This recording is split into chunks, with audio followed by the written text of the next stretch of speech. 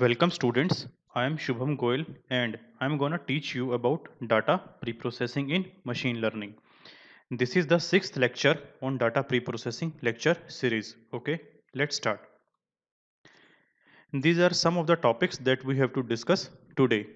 First, we have to understand the concept of principal component analysis, followed by some important facts about PCA. After that, step by step working of PCA is explained in detail with the help of one example. Principal component analysis.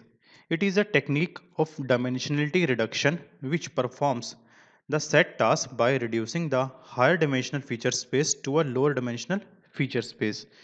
Moreover, by reducing the dimensions, PCA helps to make the visualization of larger dataset simple. Basically, PCA helps to transform the larger set of features into a smaller one that still contain most of the information about the larger feature set. Moreover, we can also say that PCA reduce the number of features or dimensions in the dataset while preserving as much as information as possible. Here in picture, a simple view of PCA is depicted where dimensionality of 3D dataset is reduced to 2D. The viewpoint of 2D is more explanatory than the 3D one. Here we have 3 dimensions and we have reduced it to 2 dimensions using these principal component, and this is the data of the 3D feature space and this is the 2D feature space, and we can see that 2D is more explanatory than the 3D one, and these are PC1 and PC2 are the two principal components.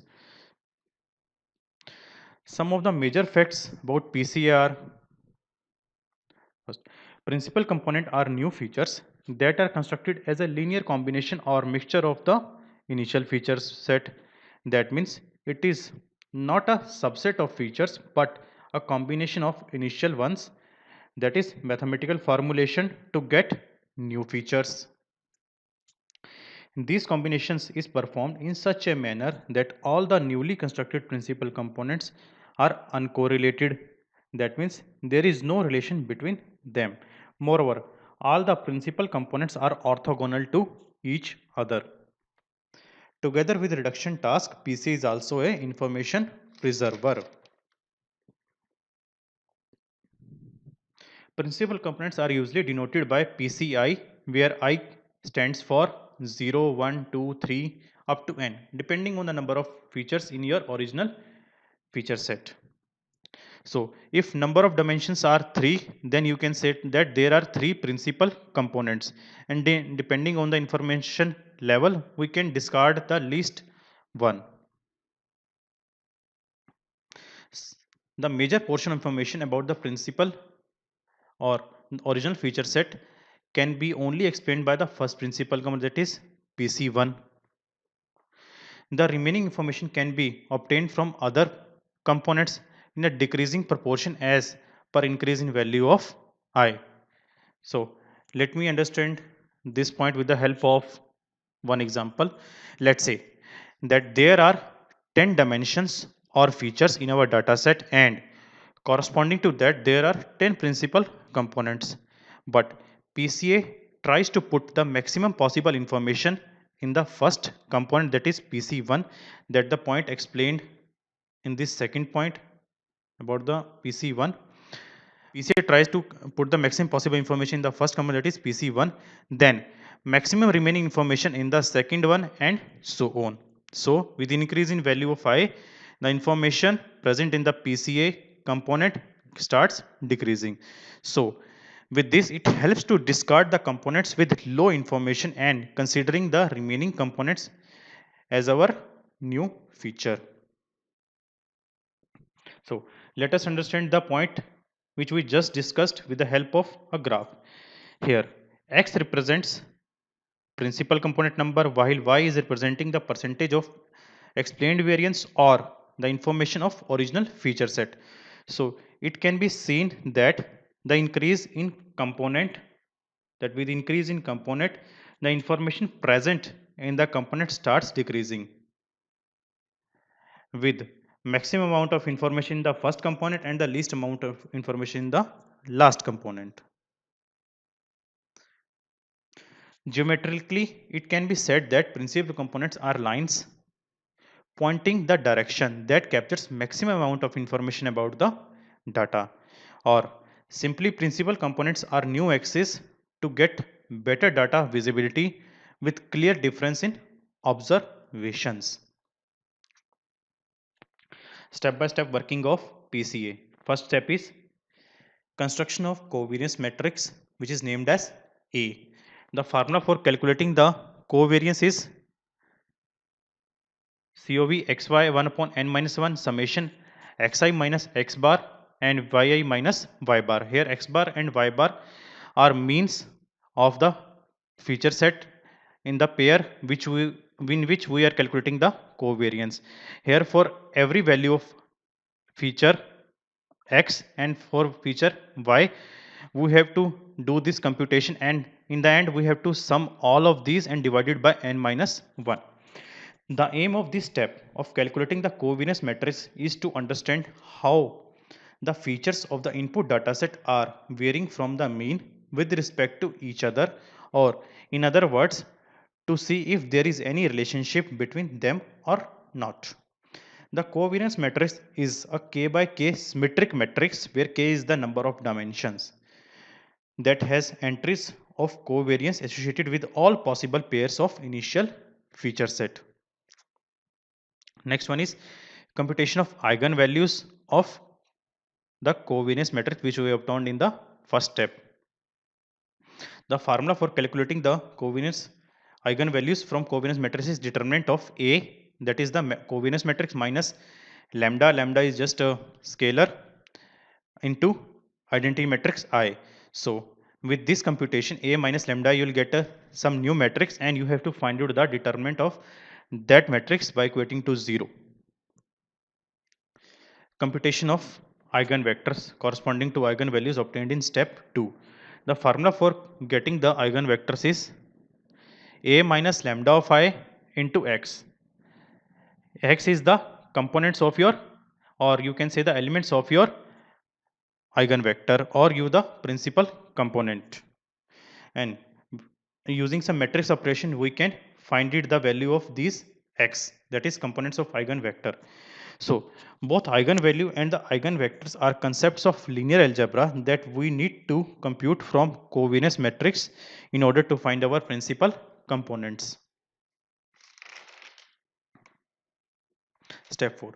Sort the eigenvectors in decreasing order of eigenvalues and choose the k eigenvectors with the largest eigenvalues. So these steps help you to reduce your feature set. Next one, transform the data along the principal component axis. That means in the last step, you have to transform your initial data set along the principal component that we have find out from our computations. So the process seems difficult? No. It just needs some mathematical skills and some analysis which should be done by care. So let us understand the steps by stepwise working of PCA with one example. Here we have taken a sample data set with features x and y. A simple data set we have taken to make the process easy and more visible to show you. So this is the original data set. Now first compute the covariance matrix of this data as shown in figure. So using the covariance formula which we have discussed in the previous slides, you have to find this covariance matrix. Here you have to find the covariance of xx, covariance of xy, covariance of yy, and covariance of yx. Similarly to the point which I have said that for all pairs of feature set. So there are two features, so there will be 4 pairs. So these will constitute your covariance matrix. The formula is shown again. So first, for computing the covariance matrix, the foremost task is to compute the mean of your feature vectors, that is x bar and y bar. So here x bar is equivalent to 1.81 and y bar is equivalent to 1.91. Then compute the various entries of your covariance matrix using the formula mentioned in the previous slide. So first we have to find out the covariance of xx, and we know that for which we require summation xi minus x bar into xi minus x bar upon 1 by n minus 1. So this one constitutes your covariance of xx, which is equivalent to 0.6165. Similarly, covariance of yy, which is 0.7165, and next one is covariance of xy and yx, which is 0.6154. Here your covariance of xy and yx are equal due to the symmetric property. After computing the covariance matrix, find the eigenvalues for which determinant of a minus lambda phi should be find out. So here this is your covariance matrix minus lambda. Lambda is some scalar, and this is your identity matrix, and the dimensionality of this identity matrix depend on your number of features in the original feature set. So after getting this formulation, you will get this matrix minus lambda, and when you solve the determinant corresponding to this, you will have two roots named as lambda 1 and lambda 2, which are 1.284 and 0.049. So after getting the eigenvalues, find the corresponding eigenvectors using the procedure shown in the slides for each eigenvalue one by one. That means first of all use lambda 1 to find the eigenvector, then use lambda 2 for finding the eigenvector. So here is the procedure. Compute the eigenvectors. You have to use this mathematical formulation of matrices. You will get, after replacing the value of lambda 1 in the covariance matrix, you will get this matrix. Now which when multiplied by x1 and x2 component of the eigenvector or the principal component, you will equate it to 0. Then you have to use some mathematical operations of matrices to get the value of x1 and x2 to get the vector elements. So similarly for lambda 2, you have to use this procedure. Okay. Now the value of v1 and v2, that means the x1 and x2 which we find out for v1 and x1 x2 for v2 represent the eigenvectors, which are also known as your principal components. v1 is named as principal component 1 and v2 is named as principal component 2. It is not necessary that you will name v1 as pc1 and v2 as pc2. It depends on the value of eigenvalues. So the vector corresponding to highest eigenvalue is named as principal component 1, and then the element with less information or less value of eigenvector and principal component 2, and so on, depending at how many number of eigenvalues we have. So the vector corresponding to covariance matrix are actually the directions of the axis where there is most of the information is. To identify the information carried by each principal component, you can do you can divide the eigenvalue corresponding to that principal component by the sum of all the eigenvalues. From this you will get the information carried by that principal component. Let's say here PC1 is carrying 96% information and PC2 is carrying just 4% of information. So depending upon the information carried by the principal components, you can either choose them or discard them to get the reduced feature set. So step 4 helps to reduce the dimensions by discarding the components with very less percentage of information in a multi-dimensional space. The remaining ones form a matrix or vector known as feature vector, each column corresponding to one principal component. So if you have 5 principal components you selected, then you have 5 columns in your feature matrix.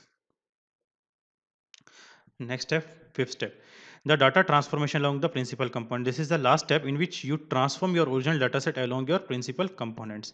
So this can be done by using this formula. Final dataset is equal to feature vector transpose, which we obtained from the step 4, and original dataset transpose, which is the input dataset to us. So the aim of this last step is to use the feature vector formed using eigenvectors of the covariance matrix is to reorient the dataset from the original axis to the one represented by the principal components. So these are some of the topics which we have discussed today.